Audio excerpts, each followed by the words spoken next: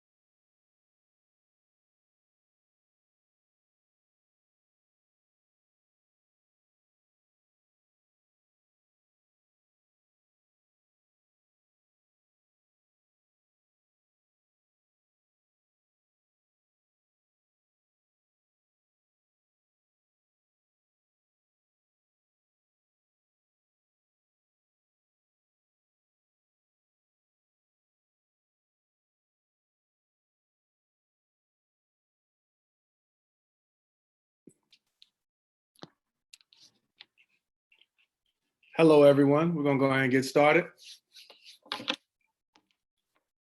So for those that don't know, my name is Jermaine Nafetti, also known as Dr. MBA. I'll give a little bit of background on myself, and then we'll hop into this conversation. First, I want to say congratulations to all of our graduates. It's an amazing feat. Just graduation after graduation is such a beautiful thing. And just realize that, this is only the beginning to something great. So a little background on myself. I went to East Carolina for undergrad and graduate school, graduated with a bachelor's in health administration, a master's in business administration. I'm in the fourth year, my final year of dental school, and that'll complete 10 years of schooling, and I'll be officially done with this thing. My God, thank you.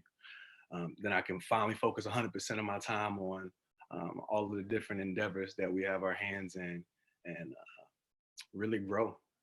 So this is basically going to be a Q&A type session. Any kind of questions you have on any different topics, we're going to throw them out there. We're going to do it in a way you raise your hand on the little chat. I'll call upon you. You ask your question, and then you just remute your mic, and then we'll elaborate. Who would like the first question?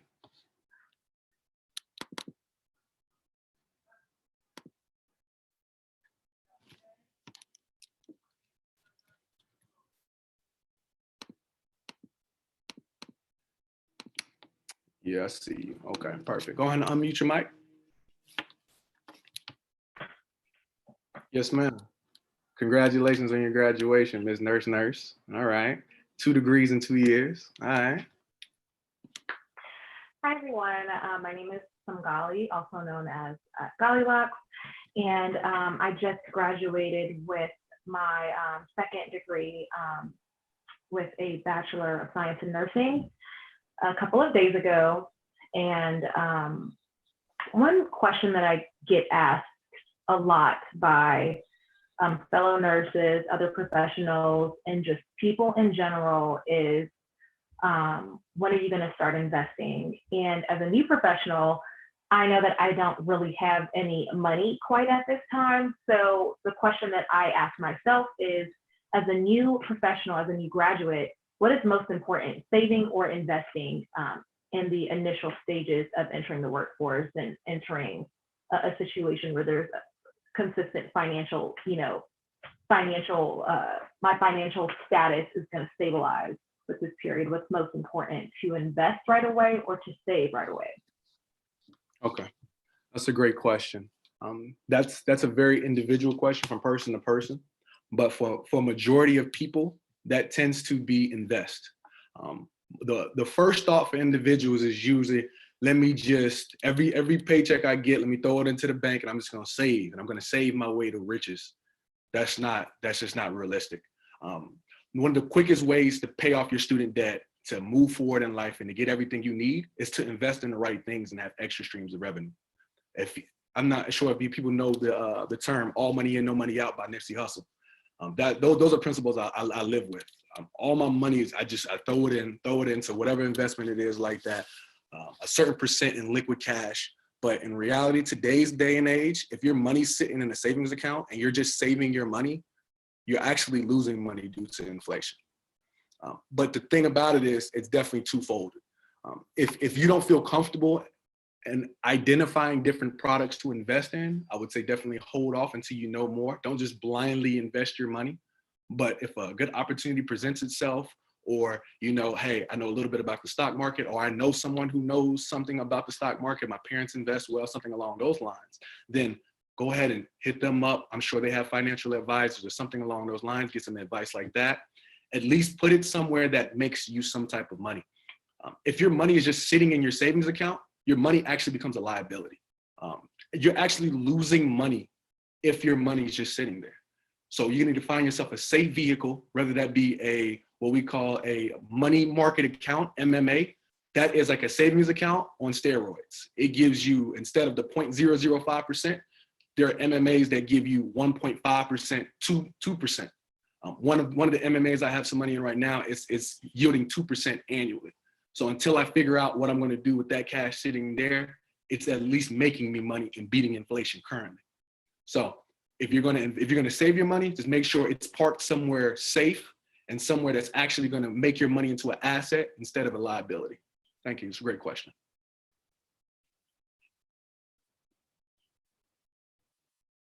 Yes, sir. What's up, Greg? Talk to me.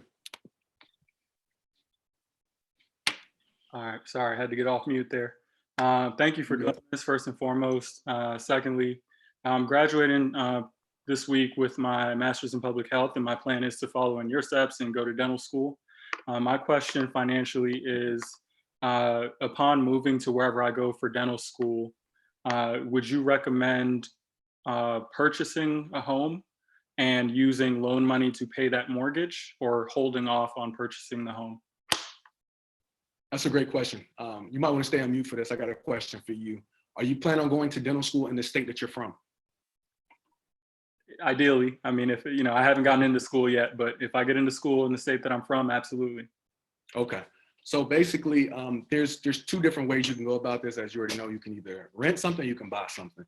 When it comes to, you might not necessarily buy, but you can create an asset. Even if you do rent a place, you can find somewhere that has extra bedrooms that you can not only rent out to other individuals, you can put on Airbnb, VBRO, whatever it is along those lines.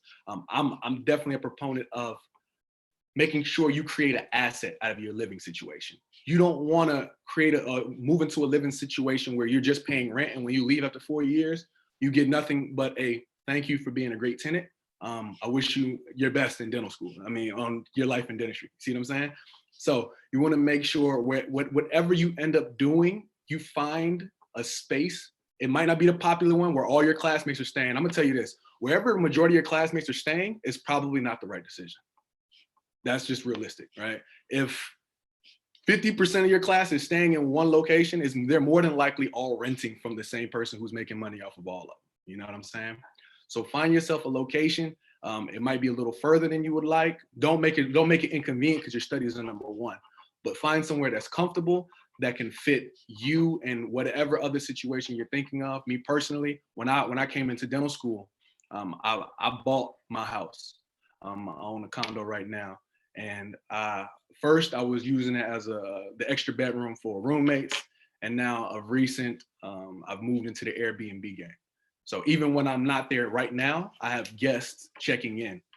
There's a guest there right now. There's going to be a guest checking in tomorrow. There's going to be a guest checking in Monday, and there's going to be a guest checking in next week. See what I'm saying? So you want to find yourself something that creates money for you and puts money back into your bank account. Same thing as your cash. Just make sure everything you're doing brings you more cash. Great question. Thank you.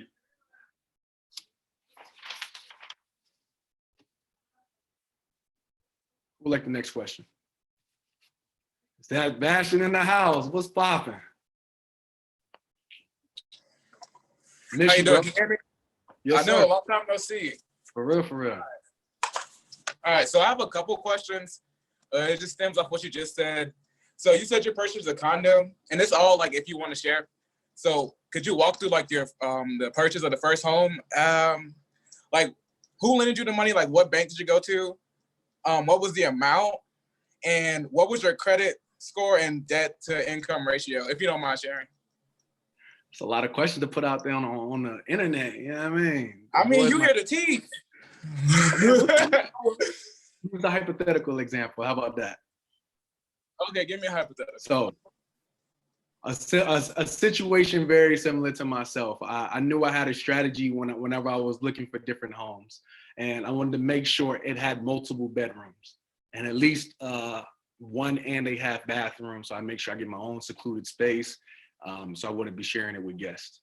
So when I was looking, I had a certain strategy trying to make sure I hit a certain price point so I can make sure that I am at least going to, within the 4 years I was in dental school, to get a great amount of equity built into the house. If I were to buy a $300,000 house, there's no way I'm going to get real equity in 4 years. Does that make sense?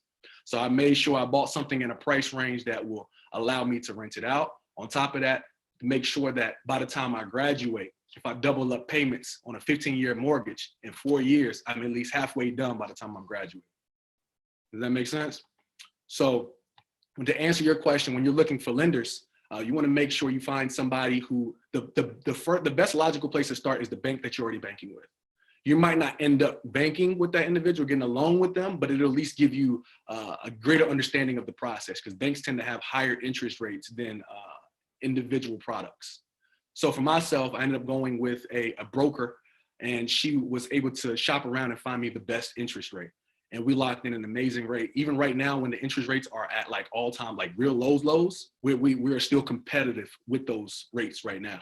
So for in a situation like yourself, I would definitely, the first thing you would need to come up with is what is the vision I want for my home? Where do I want to stay? How many bedrooms? What's going to be my plan? Do I want to buy a home or do I want to buy an asset? And when you buy an asset, there's certain decisions you're going to make when you're buying an asset versus when you're buying a home. You buy a home emotionally, right? You buy an asset strategically. So you want to make sure you have the cash flow to put a down payment. And there's different programs out there, even FHA, you only got to put down like 3 to 5%, which is just crazy. That means you buy a house for $100,000, you put down $3,000. That's a stimulus check and a little bit extra. You see what I'm saying? So but as far as the credit scores goes, you want to make sure you're at least in the high 600s to 700s, at least, to make sure that they're not going to put you into something they call a subprime loan, which is a loan product that starts cheap but becomes more expensive. Or you don't want to make sure that they stick you with something called PMI if you don't have enough interest in it, if you don't have enough equity in the home, private mortgage insurance. There are different things you have to look out for, but you generally, the more money you put down, the higher your credit score and the better your strategy is, will equal the better asset that you acquire. Don't just go into it blindly thinking I just want a home. A lot of people just will be satisfied with a home. We don't purchase homes on this. All right? We purchase assets. Yes, sir. Yeah, I wasn't looking. What's up? Ah, shit. I can't hear you, Sebastian. I was thinking more like something. Yeah, I was thinking something more like commercial, like where I was like acquire tenants, or like you said with the Airbnb, because it's a little more lucrative than the tenants because you can charge by the day. But I was thinking something more like a duplex, or like something like Duplex that. For a first home, a duplex would be amazing if you can find one at a decent price point. And the good thing about everything that's going on right now on this call, we are at the most opportune time to purchase a duplex or a home like that, because coming up real soon, after this corona really runs its course and people start defaulting, unfortunately, there's gonna be a lot of homes on the market, a lot of duplexes on the market. People trying to offload assets so they can cover other assets. People are gonna have to really pick and choose. So right now is the perfect time to really start planning on and scheming on that duplex that you want. So right now, I would really focus on getting your credit score up. Do you have something called Credit Karma? Do you have Credit Karma? Yeah, the best thing to do is just go through Credit Karma and figure out where my score is, right? And what, if it is lower than I expected it to be, what do I need to remove from that credit score? Is it a derogatory remark? Did I miss a payment? Am I using too much of my credit? There's ways to get around all those different things, but you want to make sure that you want to treat it like this, right? A lender's going to say no until you give them a reason to say yes. See what I'm saying? You want to make yourself such of a sure bet that they have no reason to say no to me. I got steady income. I got a solid credit score. I got 10 to 20% down on this home. Let's make this deal. Make sense?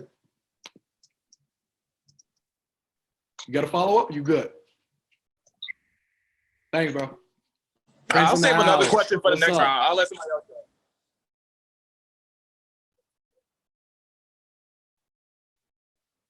What's up? Talk to me, Prince.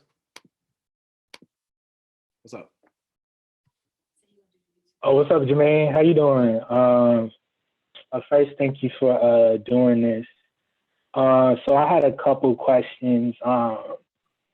So when you were answering Songali, I just wanted some clarification on this. It sounded like to me you would say to invest while paying debt off at the same time. Is that correct? And if so, can you elaborate on that a little bit more? And then you also mentioned that you have a money marketing account right now that's pulling 2%. First, where are you getting that at? Because I would like to know. Second, is that like a locked-in rate? Because from what I've seen from a lot of high-yielding savings accounts right now, the interest rates are hovering around like 1.5, 1.75. So to hear 2% right now is higher than what I've been seeing. So if you could just elaborate on that for me too, please, I'd appreciate it. Okay, thank you, Prince. I'm probably gonna take it piece by piece before I forget the entire question. First, I wanted to say shout out to everybody who's watching on YouTube. We're gonna get to your questions at the end. I wanna make sure we hit on all the different topics. I wanna make sure we get these grads questions answered first because shout out to them, they just finished up and now it's time to make some real money decisions. To hop into your question, Prince, yes, 100%. You wanna make sure, me personally, I'm investing first and handling the debt after that. You know, me personally, I don't have any student loans, but if I had student loans, I would still be attacking them, but at a rate that's comfortable for me. You see what I'm saying? You could, if I give you $100,000, right, and you have $100,000 in debt, you could throw it all at the debt, right? And then at that point, you're debt free. But what asset have you created so you can continue to make money even after you've paid off that debt?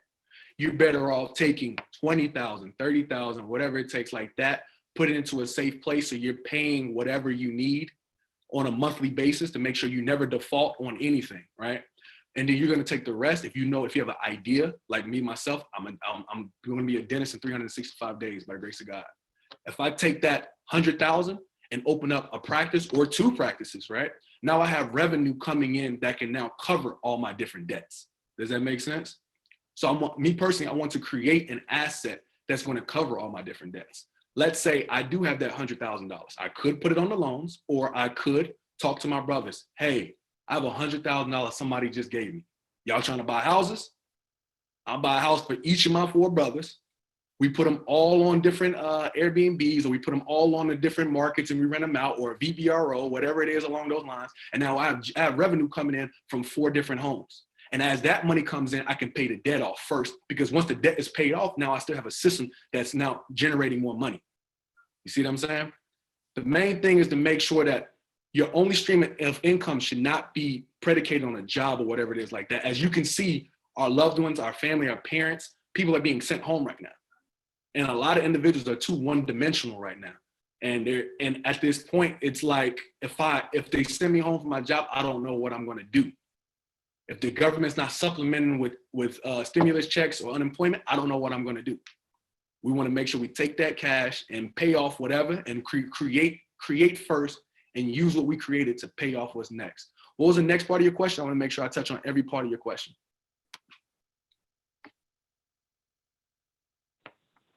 Yeah, the next part was just about the money marketing account. You said right now you're getting 2%. So I was just wondering where you're getting 2% at, because that's higher than what a lot of other places are offering right now. Gotcha. Okay, perfect. So when it comes to the 2%, there's only certain accounts that will give you that. Realistically, you want to set your mind in the range of 1.25 to upwards of like 1.55% interest, and that's annually compounded every month. In some places, even compounded daily. Personally, we got mine from, you ever heard of Robinhood, the app? Robinhood has a special savings account that allows you to keep money in there in a certain savings account. but they only allowed it to an exclusive amount of people. And I was on the wait list for, I want to say, a good year before they let me into that account. And now all the money I put into that account will generate income until I'm ready to buy a stock. I can buy a stock and stash the money there, and I can just move back and forth that way. Does that make sense? So it's Robinhood. It was a waiting list for it. I paid my dues, man. It was a long year, but we got in and we're on it now. But there's great accounts. I'm going to throw a few out there for individuals. We have Capital One. They have a great money market account. Discover Bank has a great money market account. Synchrony Bank has a really, really good one. What is them? Those are three of the ones that are really at the top of the market ones that everyone should have a money market account. If you have a savings account but not a money market account, that's because the bank just happened to give you a savings account. You have to go out your way to create the money market account, because basically they're just going to give you whatever because they know I'm going to use your money to give you the mortgage that you just applied for and then charge you 5% or 4% when I'm going to give you 0.4%. What was the next part of your question, man? Did that answer your question sufficiently? Yeah, that did. And I got a follow-up question. So Yes, sir. I heard you just mention Robinhood. So when you talk about investing in the stock, are you referring to apps like Robinhood and Acorns, or are you talking about like mutual funds that you would get at like a Charles Schwab or something like that? That's a good question. At this point, as young graduates, you can invest in things like Acorn, Webull, Robinhood, even Cash App. You can buy stocks on there now. You don't even need a whole account. But I would say just play it safe. If you don't know too much, invest in what the rich invest in. Right? These are what we call ETFs, and these are basically like all-star team type stocks that have 500 stocks in them at once. Thus, it's a safer type play compared to just, hey, I got a whole check, I'm about to throw it all on Apple, and I hope it goes well. Because you don't know if you're buying Apple when it's up or when it's down. You don't know if you're buying Microsoft when it's up or when it's down. You don't really know all those different things. But stocks is definitely a piece of the portfolio that you have to have if you want to build wealth at an extremely fast pace. There are certain non-negotiables that wealthy people must have a part of their portfolio, and they have it. You might not hear about it often, but they have it. These are stocks. These are real estates, life insurance. These are certain things that protect you from going flat broke. You see what I'm saying? So even if they say tomorrow, no one on this chat can go back to work. If you got those things, you got stocks, you got real estate, your parents and your grandparents are covered with life insurance, you're good. You're not really stressing too much right now. Was there another part to your question?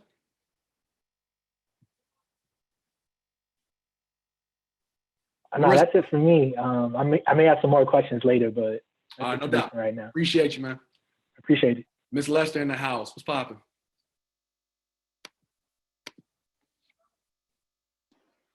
Can you hear me? Yes, ma'am. Alrighty, so my name is Marissa Lester, and I am Jermaine's classmate. So we'll be graduating, like he said, in less than 365 days, Lord willing.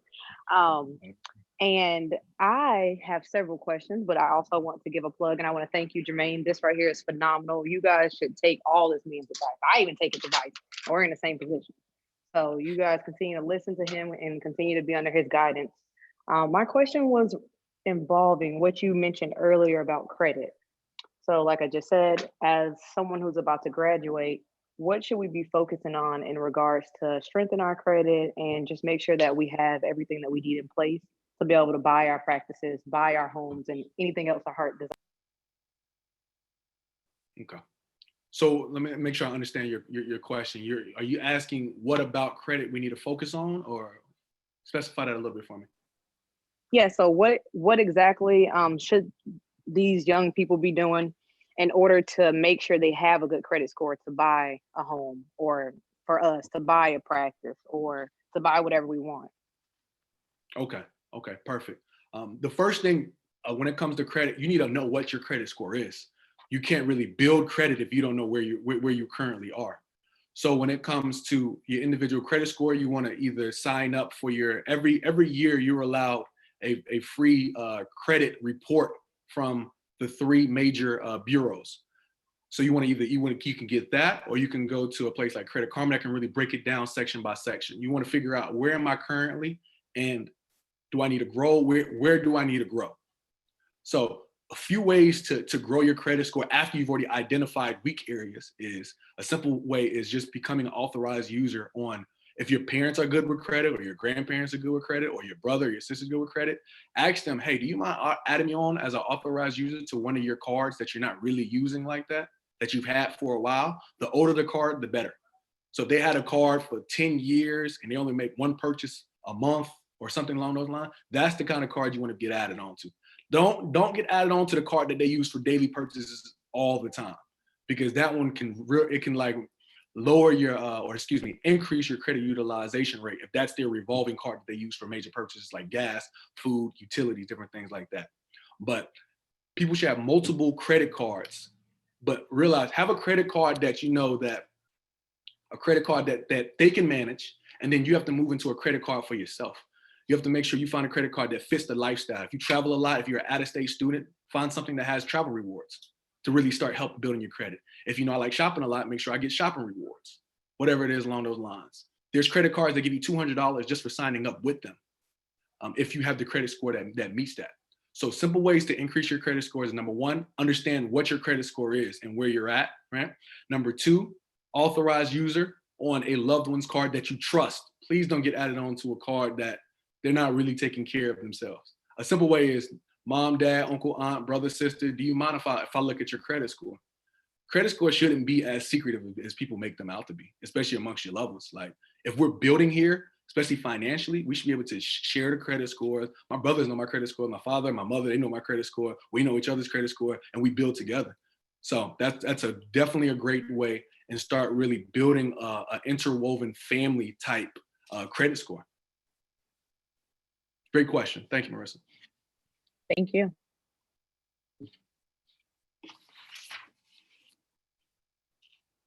We'll like the next question.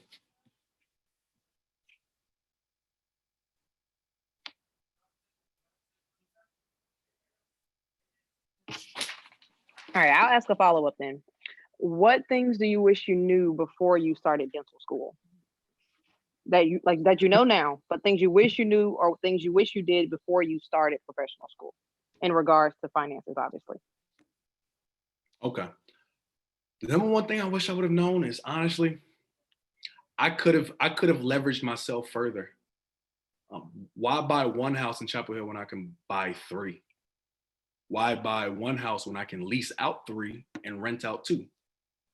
So I definitely used the knowledge I had at the time to the best of my abilities, but now in hindsight and understanding a lot more how credit works, just really trying to stretch myself in a manageable way, but to really utilize the years I have in school. Because in real life, if you out leverage yourself and you fall flat, you're in a tough spot.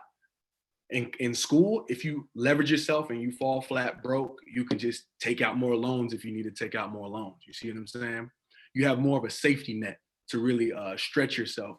It's kind of honestly backwards in a way, when in reality, we play it safe while we're in school and we become a lot more risky when we graduate. But in reality, you have more safeguards in place when you're in school compared to when you enter the real world.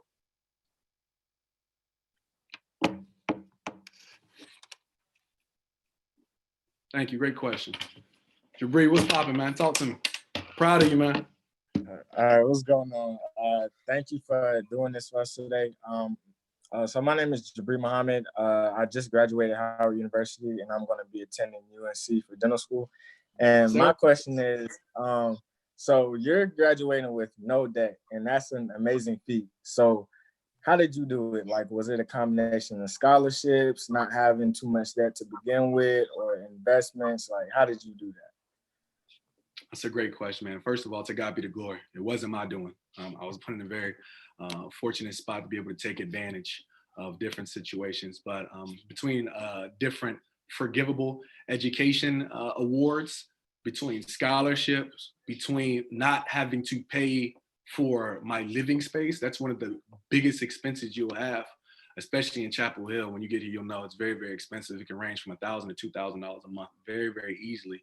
So we cut that out, and instead of paying rent or mortgage or anything along those lines, I'm generating enough to cover rent and now to pay for food, to pay for travel expenses, different things like that. So in reality, when you create a system that your living space pays for your lifestyle, you're only left with what school charges, right? So now you just got to find a way to pay for that, whether that is applying for different loans, whether that's applying for, forgivable loans, whether that's applying for different scholarships.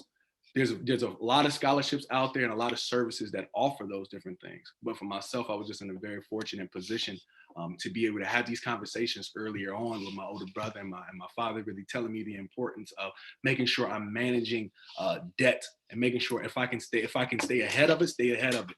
Because a lot of us just naturally say, okay, whenever I go to school, I'm gonna take that debt out. Imagine if we all took the challenge on to how can we avoid debt in the first place? Does that mean skipping and really starting school a year later? Does that mean going to community college instead of a traditional 4-year school while you're in undergrad? Like, what does that look like? We need to really challenge ourselves to map out our futures a little bit better. Because I'm sure you yourself, if you could start all over again, you would have made different decisions to put yourself in a financial spot, in a better financial position, if you're not already in an amazing position. So even myself, I would have made different decisions. Even being debt-free, the decisions I would have made differently. So it's really just mapping things out. It's a great question. Got a few YouTube questions are really lining up. Emeka, talk to me, man. How's it going, Jermaine? Yeah, my name is Emeka. In the house. So yeah, my one question would be just like when starting professional school. So like I'm trying to go to med school, and how would you leverage like your income when trying to like use that as what's called, I guess, as a point of a reference when trying to get a home or something like that? Because like, do you use your financial package, or what do you use as like your income source, I guess? Okay. Are you talking about for buying a home or for like just maintaining through professional school? For buying a home. Okay. For buying a home, realistically, majority of people don't have enough work history to really entice lenders to give you that money. So you might have to partner up with somebody else that you love, a brother, a sister, a parent, a grandparent, something along those lines. But show them that you're serious, bring cash to the table. If you know I want to buy a house or a condo for $150,000, bring 20%. Come with, or bring 10%, bring $15,000 and show them that you're serious. If you've been working for a year and you've been able to manage and save up 5 figures, they'll really take you seriously. If you know in school, hey, I'm going to med school, I want to purchase a home. The best thing for you to do is first of all, figure that out as early as possible, and then begin saving towards that goal. While you're studying for the MCAT, you're saving money at the same time and putting yourself in a good position. And as well as the money is important, but finding a good partner that has the credit that you need, as well as that's willing to work with you, is just as important. So for you, Emeka, if I had to give you advice, I would say, number one, save as much cash as you possibly can. And number two, start identifying who you want to be your credit partner, whether that's your father, or that's your mother, like I said, your older brother, whoever else you want to partner up with that thing and get it bought. There are ways around it though. If you don't have enough cash to buy a home, or you don't have the proper credit or a nice credit partner, it's as simple as finding a leasing space.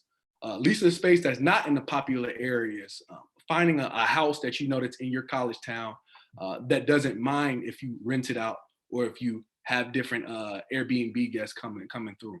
It'll take a little more legwork on your part, but if done properly, you can make one good decision before you even start school that can now pay for your entire way through the 4 years. It's all about that initial decision. I wanted to say very clearly, the decision of where you're going to live in school is one of the most important financial decisions you will make your entire time in school. That will either set you up for a great running start. You either have equity in a place that you built up, you lease out a space that you're now creating income from, or you're gonna have yourself 48 payments with nothing in hand to prove. And that's definitely a spot I don't want you to be in, Emeka. Appreciate it. No. I'm gonna take one of these YouTube questions, and then somebody I'm gonna handle you. All right. Thank you. Let's see. We got a few of them here. One of them asks about Roth IRAs. IRAs are individual retirement accounts. Roth is a special version of it where you can put after-tax money into it. So as it grows, when you eventually take it out, you get everything that it gained, all that appreciation, tax-free. When it comes to Roth IRAs, it's capped. The current cap is $6,000 per person under the age of, I believe, 60 years old, and it goes up about $1,000 after that age group, about 59, I want to say 59 years old. So with the IRA, it's not like you can get a money from a parent or something along those lines and put in. It has to be something called earned income. It has to be money that you were taxed on already, and you can prove to them that this is money I earned in a previous year, and I want to put it towards my Roth account.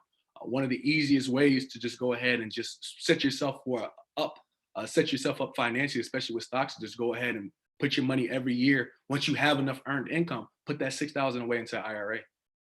There was one of our speakers came in and showed us how if they if they maxed out their IRA every year for 30 years, they were a multi-millionaire. $6,000 seems like nothing if you're if in a grand scheme of things, but you're putting that away for 30 years, you become a multi-millionaire. Let's see. Galea, what's your question?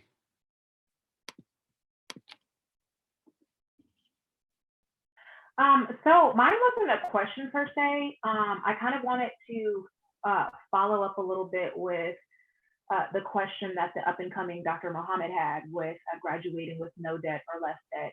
And I know following the Dr. MBA model for years now, after years of knowing you, you led me in a way to graduate from undergrad with absolutely no debt, and I was able to do the same through my professional experience. And I wanted you to kind of expound on some of the things that I guess we both did as students.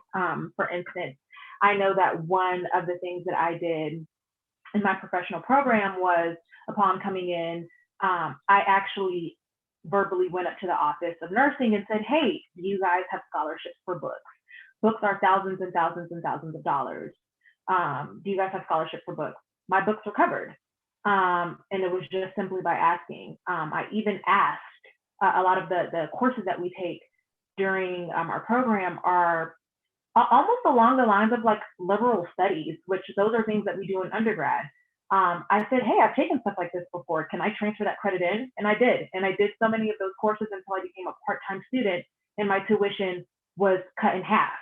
And by the time my tuition was cut in half, I was able to apply for grants and scholarships that covered the rest of those things. So I really divided several times the tuition of what it was supposed to be, and what I ended up paying was significantly less than that of my peers. So I kind of wanted you to kind of expound upon some of the things you did, not only just during undergrad, but even during graduate school, because I know that those are some of the same things that you led me to do, which is why I was able to successfully finish both undergrad and a grad experience with zero debt.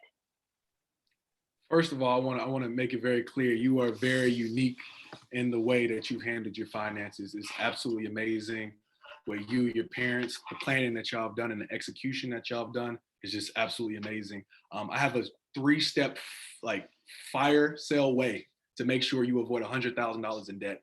You did none of the 3 and still came out debt free. So congratulations to you.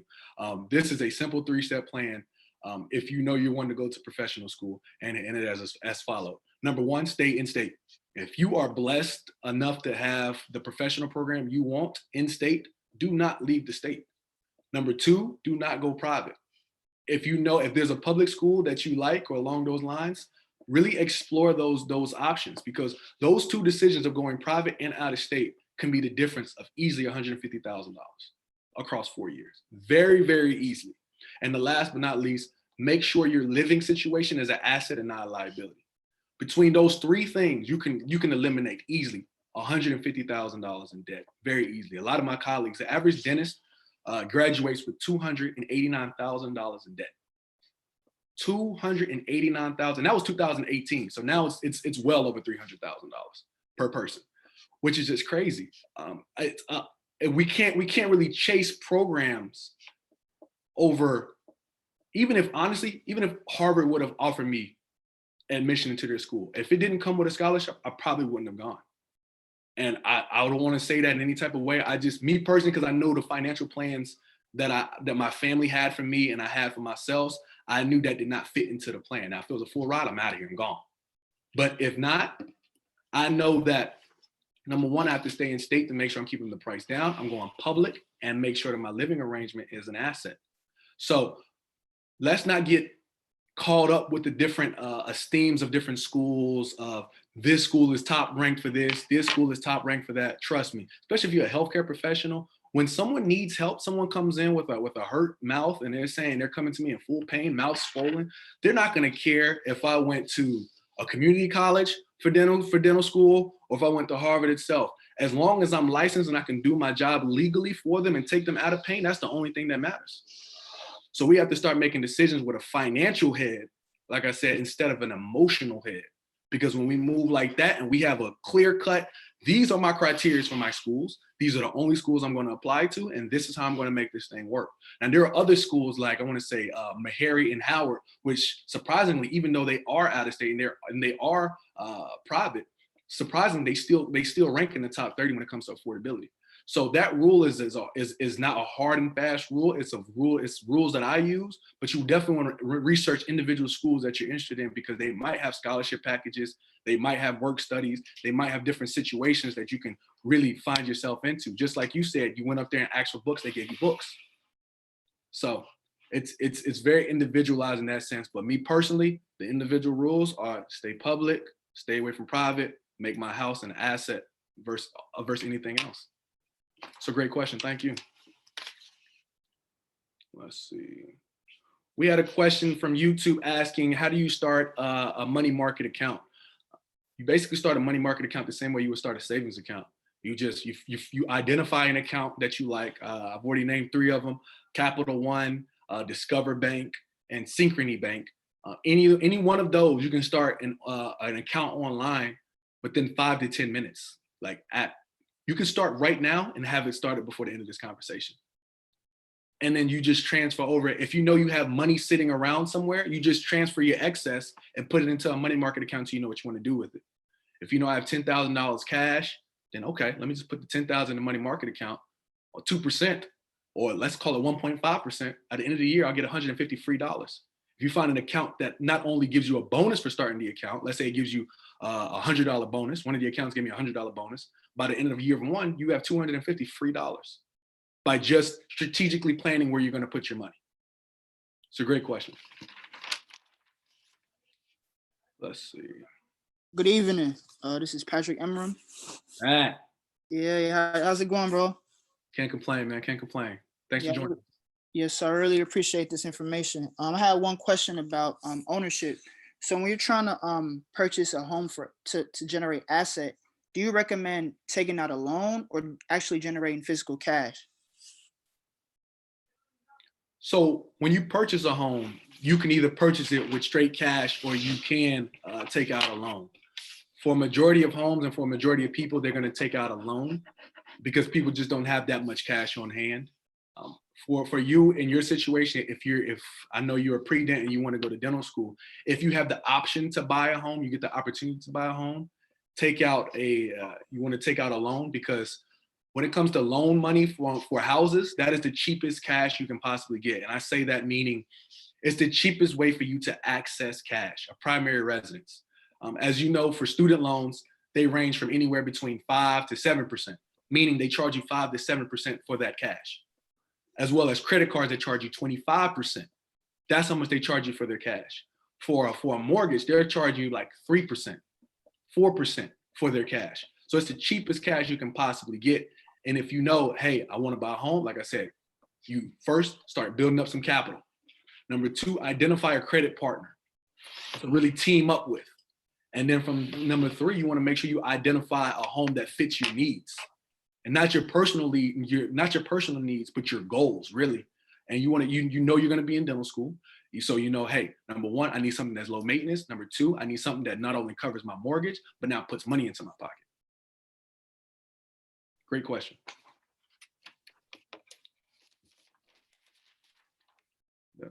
tackling student loans as a working professional?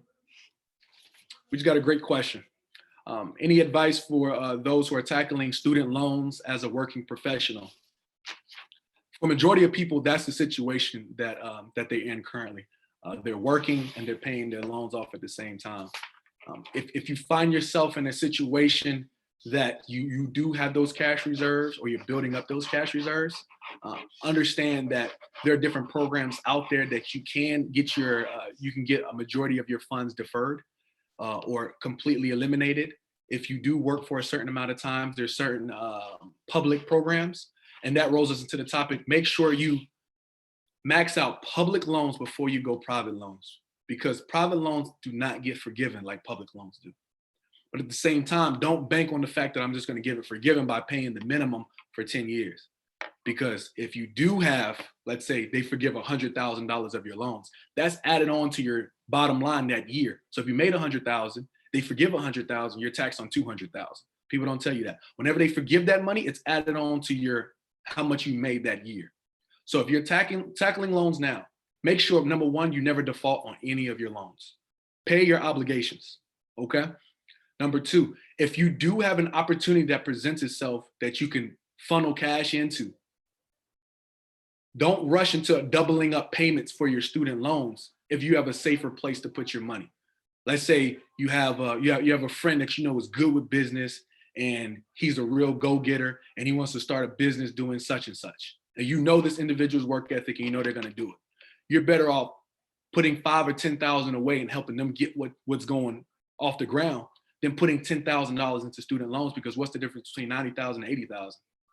In the grand scheme of things, it's still a lot of money. But let's say that business kicks off and now you're a part of something special. That's a completely different situation. At the same time, don't rush to go ahead and pay all your loans off if you know you want to buy a house. Lenders rather you have more in cash than you try to rush off and pay all your assets. If you have $50,000 in student loans, majority of lenders look at that as this is the cost of doing business for this person. This person went to school, and that's why they make more income now, because they took those student loans on, okay? So don't rush in paying that off. Pay the minimums you need to until you get the house or whatever asset you're trying to acquire.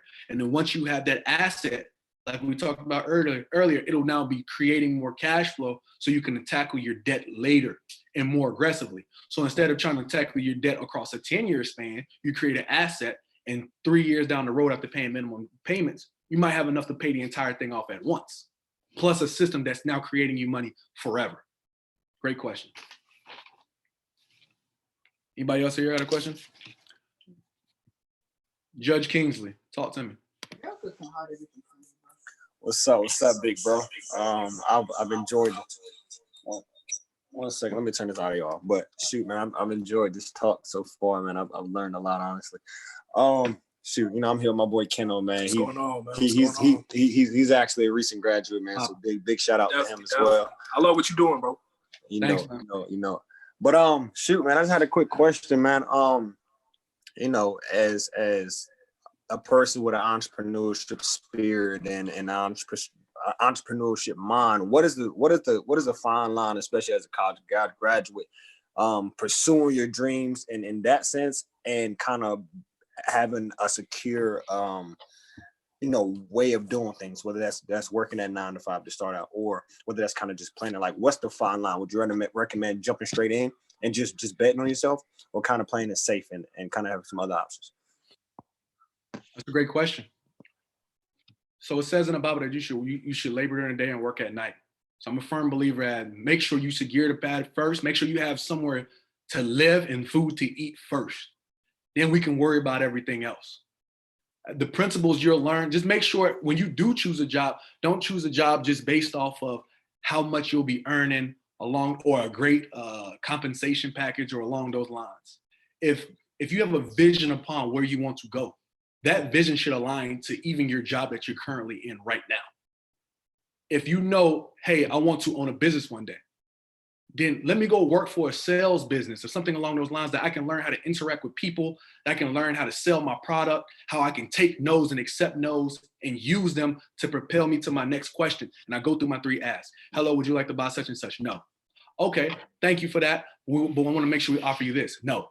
Okay, I want to give you this offer that we give to special customers. No. All right, thank you for your time. Those are kind of skills you can't learn doing a job that just brings you the most amount of money. The job that you choose to take on, because realize every job that people are in, you choose to be in. So choose a job. Even your job can be an asset or a liability, because your time is your most valuable resource. So if you're just pouring time into a job that's not giving you or creating any skills within you, you're creating a liability within yourself. So to answer your question, secure the bag first. Make sure you have somewhere to live, somewhere to eat, a car to drive, to make sure you have the basic essentials necessary. So now you can attack that business you want to create, that investment you want to do like that. So work during the day, save that cash, and work on your business at night. Great question. Let's see. We got, Brent, you can go ahead. What's up?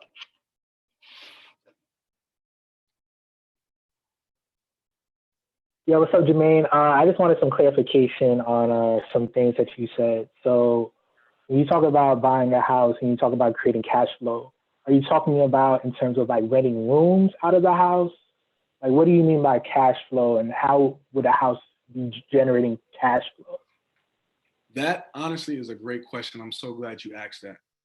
When it comes to a home, number one, let me just answer it quickly. Generating cash flow by either renting out a room, Airbnb, VBRO, whatever those different services are like that. Just making sure that even when I'm gone, it's still making me money, even though I got to pay bills.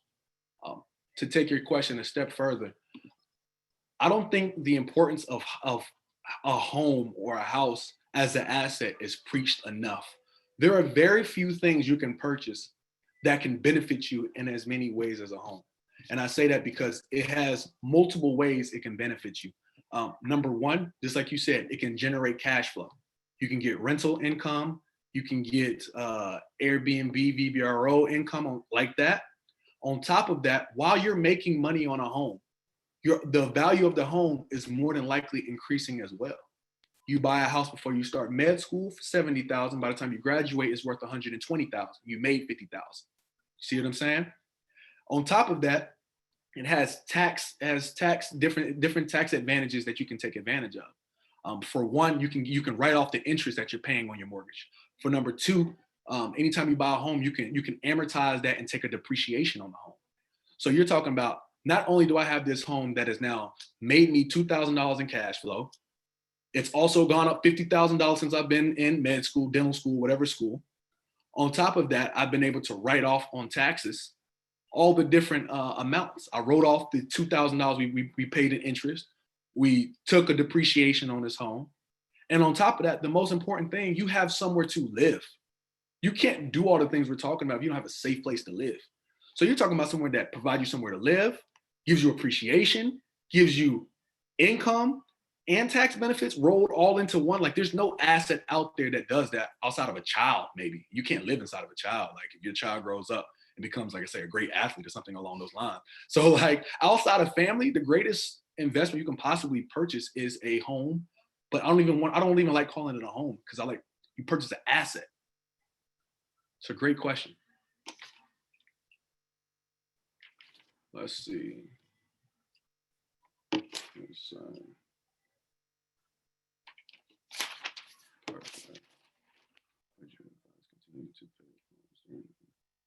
a great question. Would you advise continuing to pay your loans during COVID? My answer is simple. You should not only pay your loans, but double them up. A lot of people wouldn't tell you that, but I'm telling you, double them up, because especially, that's why I say always take public loans before you take private, because all public loans, the direct, the Stafford loan, all the different direct federal loans, all have 0% interest from now until September 30th. That's another, 4 or 5 months of no interest. Meaning, whenever you pay a home, whether you pay a student debt, whatever it is like that, let's say if your payment is $500. When you pay that $500, 50% of that whatever the ratio is, let's just call it 50% goes towards how much you owe them and 50% goes to the interest, which means the money you paid them to borrow their money. So now when you pay that $500, before 250 used to go towards how much you owe them and 250 used to go towards how much it costs for you to rent their money, basically. So now when you double up payments, you're not just paying 500, you're paying 1,000 instead of 250 of it going towards your how much it costs for you to rent their money, which is interest. The entire 1,000 is taken off of how much you owe total. Right now is the fastest way people can beat down their debt. And I'm not saying go out there and throw all your money out there on your debt. But right now is an opportune time. If you have the financial wherewithal to do it, this is the opportune time to take a jump on your loans, to double up your payments, because now you're going to get not only they're basically giving you back your interest now. So when you pay that $1,000, they're giving you $250 on top of that. Pay your student loans if you can afford it. And if you can really afford it, double them up. Great question.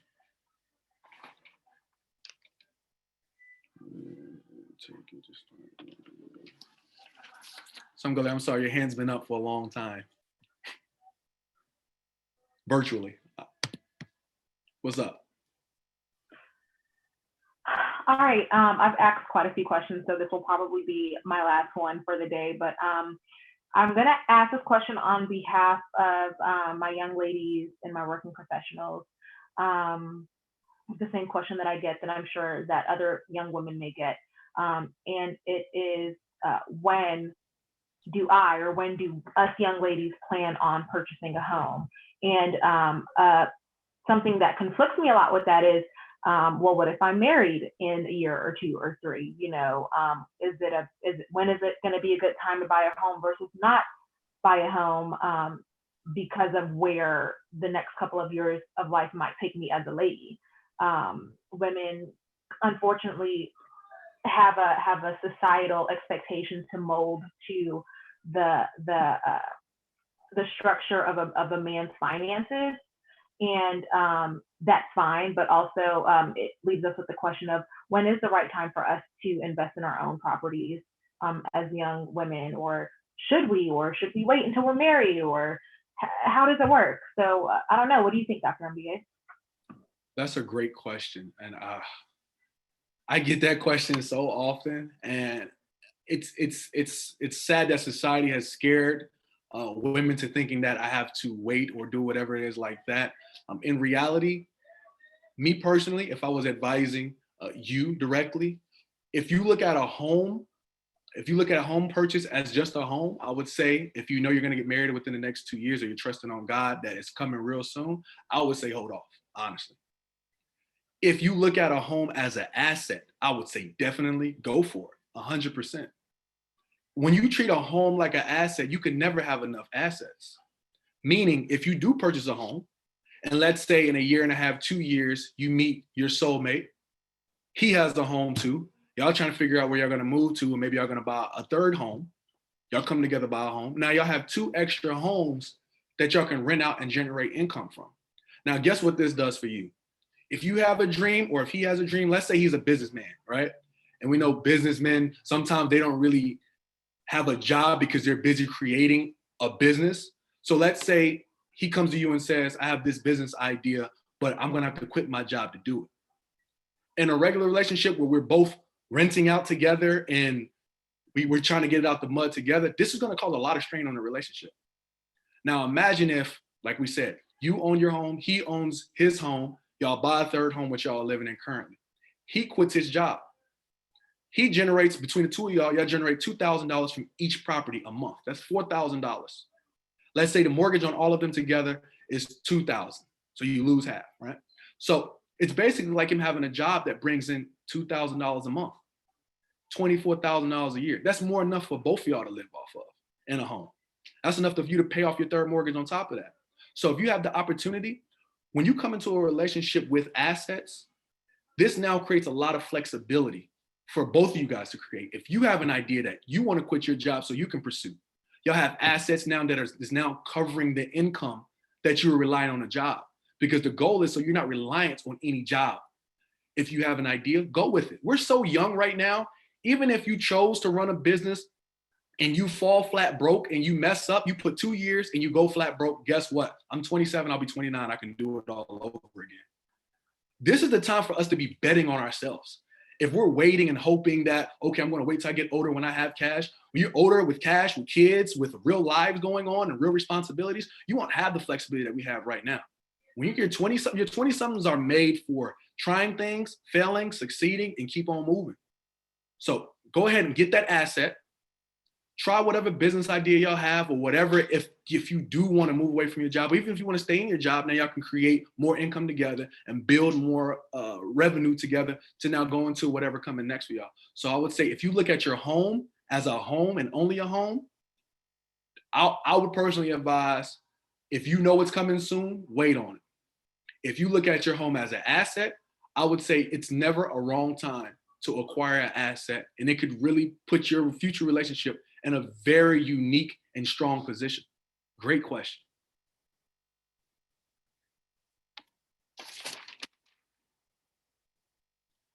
We got a question. How much did it initially take to start Airbnb? For our first Airbnb property, it didn't take too much at all. Once you have the space itself, it doesn't really take much. I work with an individual, the property queen. She handles all my Airbnbs like that. You can follow her at @_the property queen. We brought her in, and she basically handled the decorations, setting up the profile, everything along those lines. So in reality, it took, I want to say, roughly $1,000, which is basically a month worth of mortgage and insurances.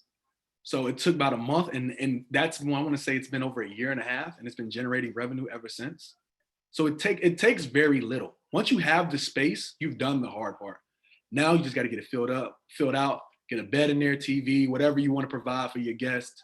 Work with a professional, because when I first started the Airbnb, I thought I could do it all myself. I was making money, but once I hooked up with a professional, I started doubling my money. One thing we have to stop shying away from is professional help. We want to cut corners, and I'm going to do this and do that. How can I go to dental school and basically being able to pay $80,000 for that information, but not be willing to put $1,000 into an Airbnb to make sure it's running and operational, so when I leave, it's set up for its own success? Invest in yourself and really put that money into it. Make sure it's done right the first time, and it's self-sustaining on its own. So even when you're not there and you're talking on a call like this, it's still taking care of itself. It's a great question. This costs very little like that. Hook up with a professional, you'd be perfectly fine.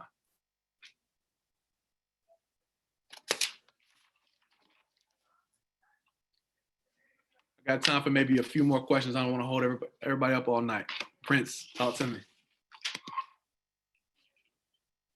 Yeah, I got one more question. So I'm just wondering, like a rough estimate, how much capital do you think a young professional should have in order to start investing in a house, investing in Airbnb properties, those kinds of things? With something like a FHA loan or a Freddie Mae loan, one of those loans like that, 3 to 5% of what you're interested in looking at. Like I said, do not get enamored with homes. Your first home will not be your last home. Treat it as an asset. Do not treat it like a family member. People fall in love. I've been looking at this house my entire life, and I want this 3-bedroom because it's so pretty and it overlooks the city. Who cares? If it can't generate income on your first home, that's not it. And if your first home is your last home, then that means there wasn't growth within that time. So the best thing you can really do is just treat it as an investment. And when you talk about how much capital, 3 to 5%, let's say $100,000 condo, a $100,000 home, $3,000 to $5,000. Now I say double that, because you want to make sure you can cover your closing costs. Make sure you can actually furnish your home, and not on credit. Don't take your credit card and think I'm gonna go to Ashley's Furniture and go furnish my house, because now you put yourself in a worse situation. You put $3,000 on credit, and that's gonna take 25% per year, and that's compounded daily. If people know what compounded interest is, credit cards compound daily, which is scary. So I would say 3 to 5% of whatever home you're looking at, whatever home you're interested in, and then double that Make sure you apply for these FHA loans or whatever loan that you wanna get. Apply for that early enough. If you know I'm starting med school, let's say in August. It might be too late, honestly. Let's say you start in January, right? Then I'm going to start the process now. I'm going to get all my paperwork in order. I'm going to find my credit partner. I'm going to start putting my cash away and really start planning this thing out. Great question. Ms. Lester. All right, thank you again for all this information thus far. I think it would be remiss if I did not ask or say something about this. Can you speak a little bit about the various scholarships that we have outside of the school? I know, but I want to make sure that everybody else knows about the different scholarships that they're able to tap into to make sure that they can be debt free. Got you. Perfect question. Honestly, the easiest scholarship to get and the most lucrative scholarship you can get is staying in state and staying away from private. I'm telling you, it's very easy unless you have outside sources. There is the National Health Service Corps. That is an amazing, amazing program that covers not only your tuition, your fees, but gives you a stipend. There's the military route you can take. Different states have different forgivable education loans. In North Carolina, they have what they call the Forgivable Education Loan Service. They will pay you to basically stay in the state of North Carolina. Wherever you want to finish is probably where you want to start, honestly. That'll give you the most benefits. So I know I want to end in North Carolina, at least for the beginning of my career. So why not start in North Carolina? There are multiple programs that the school may offer. There are different private scholarships. If you were a part of any type of program growing up, check back in with them, see if they have scholarships for you. If your parents know business owners, honestly, you can talk to them. They can write you off a scholarship that will honestly reduce their tax burden. There's so many different avenues. I just think if we consciously make the decision that we're going to start with, I'm going to try to find as much free money as possible first. And I'm going to use loans as a last resort. Instead of I'm going to use loans first. And if I get scholarships, then thank God. If we start with that kind of approach, we'll be fine. Great question, Russ. Thank you. We have a question here about loan consolidation, the pros and the cons. Loan consolidation can be a very good tool if done properly. One of the main things that I've always preached when it comes to loan consolidation is to maximize the rate on your loan consolidation. You always want to take advantage of and knock out the biggest interest rates first. So if you know I have like 5 different loans and you have a 5%, I have a 6%, a 7%, an 8%, and I have a 15%, right? Knock out that 15% first and then worry about consolidating your loans. Because there's no point in consolidating your loans if you got something floating out there with 15%. You take care of that first. So instead of the consolidated rate being at like a 9% because that 15% is so high, now you knock out that 15%, you're left with a 5, 6, 7, 8. Now your consolidated rate is going to be like 5 or 6% versus that 9%. So if you're going to consolidate your loans, do it strategically first. Don't just think, okay, I'm going to just hop into a consolidation. Consolidate it after you've taken care of the bigger amounts first, and then you can work your way down.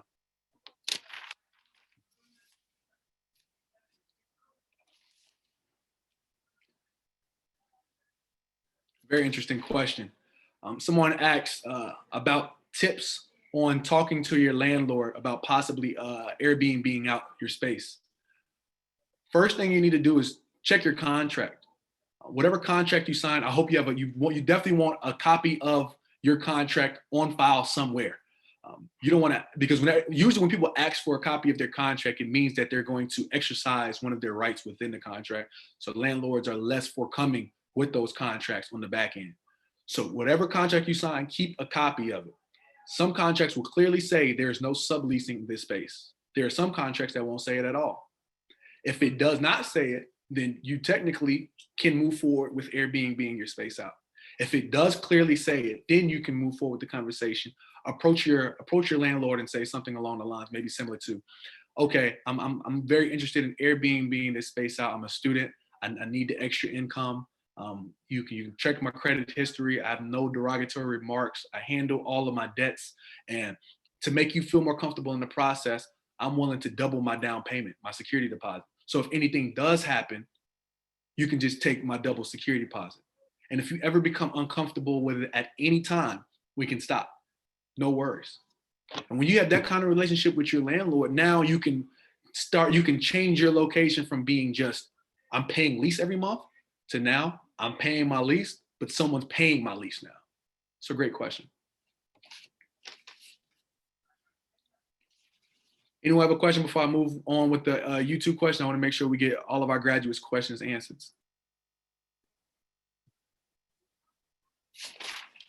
Perfect. Okay. Investments borrow money during school for those. It's a great question. How do you balance investing and saving? Whenever you do start your real job and you have real income coming in, what you do with it is going to be very, very important. It's very important that you look at the money you make as a tool and not just money made. You want to make sure you're setting money aside for your savings and make sure it's in a smart savings account, a money market account, something along those lines that's generating you money. And make sure you cover all your obligations first. You don't want to default on anything like that, okay? Now, when it comes to the next part of investing, now you can strategically start learning about these things. If you have friends that, you know, are good with investing or have an interest in that, give them a call and ask them. Think about how many conversations you've personally had within even the last 3 months, 6 months. How many of them have pertained to financial empowerment and wealth? Now, compare that to how many of those conversations, the top of the conversation was another person. If we had as many conversations about wealth and us building together as we do about other people and events, this conversation wouldn't even be necessary. But unfortunately, we are not trained to initiate those conversations and have those productive conversations with one another and be open and honest about my shortcomings, your shortcomings, and let's come together to make sure that we are all solidified. But when it comes to money, the main thing the best advice I can possibly give you is treat your money like soldiers going to war. When you write a check or you swipe your card or money goes out, you need to be sending it out with the intent that it's going to be coming back with captives, more money. When you start thinking like that my money is a tool to use to create more assets and not just money, because money itself, cash, all of that is irrelevant. That cash is honestly, it can be burnt tomorrow, it can be gone. Somebody can press a button on your bank account, it can disappear. But when you have now used your money as a tool to create more assets, to provide you more freedom and more flexibility, now you've used your money to now buy you more time, to buy you more freedom. What could you possibly buy that's more valuable than your time and your freedom? That's why you use your soldiers, your money. You send them things out and let them bring you back more. It's a great question. Anybody want the last question before we wrap it out for the night?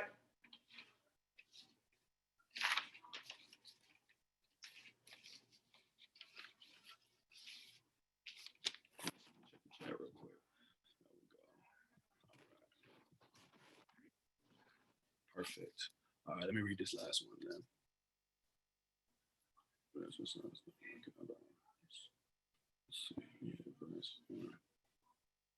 Okay, this is a great question to end it on. This question has to deal with family economics, and basically how to take advantage of family economics. What exactly family economics is? Family economics is basically using your money not for yourself, but for the group that you represent. We talked a lot about housing on this call. A lot of other cultures, when they move from other countries, from foreign places, they do a simple strategy called house huddling. That's when everybody within a certain geographical region comes together. They might be immediate family, might be cousins, whatever it is along those lines. I never knew what house huddling was, but my parents actually practiced house huddling growing up when it was myself, my 3 brothers, my parents, both my grandmas, and my uncle, all living underneath the same roof. House huddling is when you avoid spending money on the outside and you save inside. So let's say, let's use my siblings for example. There's 4 boys, there's 2 parents. Let's say we have 5 different places we need to stay because my parents stay together and my brothers all need to stay individual places. Let's say we all live in Charlotte, North Carolina, where rent is generally about $2,000 per person. That's $10,000 we would have to pay for rent on an individual basis when you calculate it all together. Now with a concept like house huddling, when family economics come into play, we say, hey, for the greater good, for a year or 2 years, we're going to come together, pool our resources together. We're going to live underneath the same roof, and then we're going to save for whatever business endeavor we got next. So let's say we find a nice house with enough bedrooms that fits everyone for $3,000 a month. Now, instead of us spending $10,000, we're spending $3,000. That's $7,000 a month we're able to save. Across an entire year, that is upwards of $84,000 that you're able to save. That is serious money. Imagine what you and your family could do, or you and your group of friends could do with $84,000. You could take that, let's call it 80,000. You could take that 80,000 to now, hey, we're going to start something simple. Like, I think a lot of us try to get too creative. Let's keep it simple. The things that work. Let's start a Subway. Let's start a McDonald's. Let's start a Chick-fil-A. Let's start a franchise that already works. Restaurants tend to go out of business. 90% of restaurants that start end up closing. But franchises, only 5% of them fail. So why are we recreating the wheel just so I can put my name on the building and it can be called Jermaine's Restaurant? I mean, or I can just go, I can find a Subway or something along those lines, purchase their system, use it and make money. There are certain coaches that own 70% of Subways, all the motels, all the different gas stations, the nail salons, all these different industries they own in totality. But what industry can you say that people who look like you own? Find something that the family and your group of friends or your group that can agree on, house huddle for a while or whatever.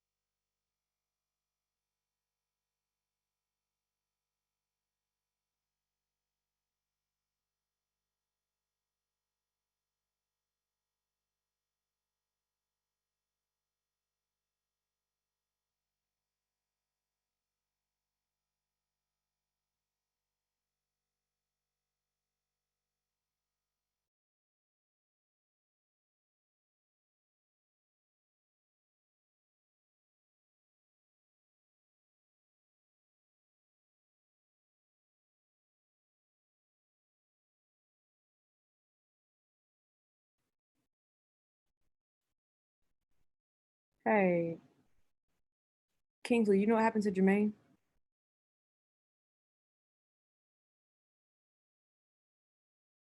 His should be coming back in soon. Zoom call ended on his end, Oh, okay. Thank you. so he should be coming back in shortly. Okay, good to see you again as well. Hey girl, how you doing? Good, how are you? Good. Hey, nah. So I'm in Charlotte. He's not here with me right now. Okay.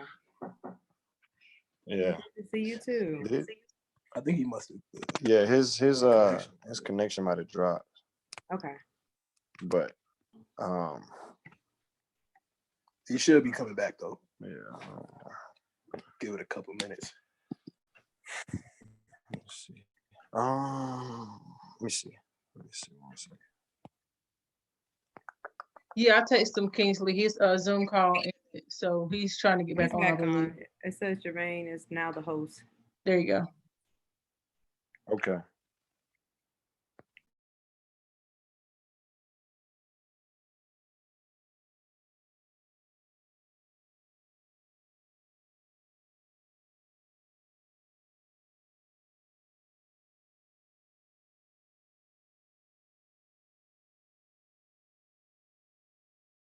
Start these conversations and really build out. Can everybody hear me? Perfect. Yes, Yeah. we can hear you. Perfect.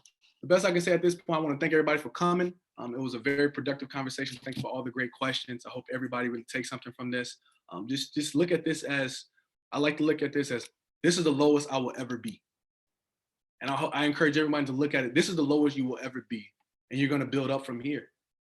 Really start implementing these kind of conversations into your daily living. When you talk to your friends, you can talk, catch up. Okay, everything's good. Thank you for the conversation. And then we can progress into how can I help you and how can you help me and how can we build together? And how can we get to a place that we can take vacations whenever we want to, we can do what we need to, we can build for our future families. I thank everybody for this call. If you have any further questions, y'all can contact me on Instagram at _Dr. MBA. You can hit me up on YouTube. I'm on Twitter as at JIFEDI. I'm on Facebook, Jermaine Ifedi. Any different way, that's JAMINE, last name IFEDI. If you have any further questions or text me, I'm always up for one of these conversations, and let's just keep growing. Thank you. Have a great evening. Thanks. Thanks, you too. Checking out. Let's go. Slots. Thanks, bro. Dessert.